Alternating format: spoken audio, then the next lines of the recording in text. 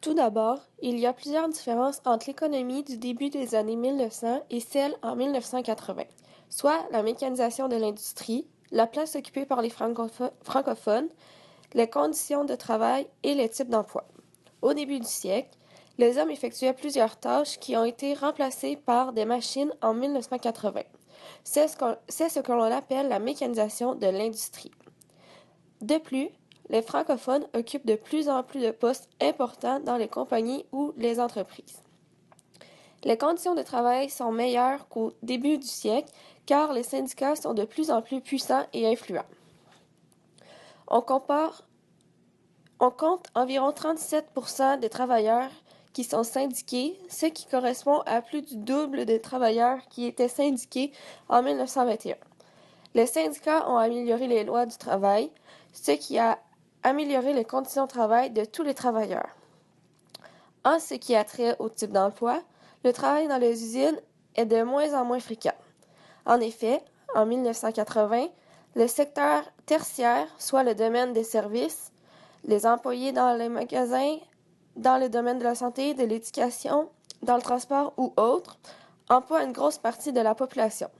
C'est même ce secteur qui est la principale activité économique du Québec à cette époque.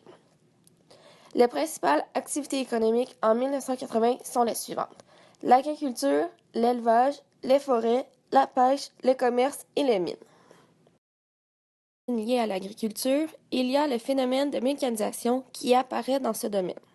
On retrouve de moins en moins de gens qui pratiquent l'agriculture et l'élevage, mais ceux qui les pratiquent encore vont produire une plus grande quantité de produits pour pouvoir les mettre en vente.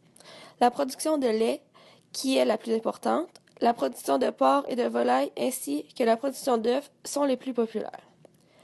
L'expansion des villes a causé la construction de plusieurs maisons sur des terres auparavant agricoles.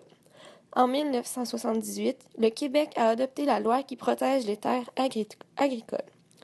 Ces terres sont désignées comme une zone agricole permanente. Cela veut donc dire qu'on ne peut pas construire de maison dessus et que les terres doivent servir à l'agriculture uniquement.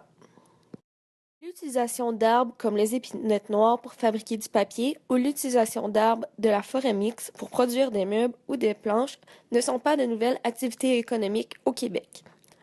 Par contre, la majeure différence est le remplacement des bûcherons par des machines, ce qui permet d'augmenter l'efficacité et la vitesse de coupe. Dans ce sens, il était important de planter de nouveaux arbres aux endroits où la coupe a été effectuée pour permettre la régénération de cette ressource.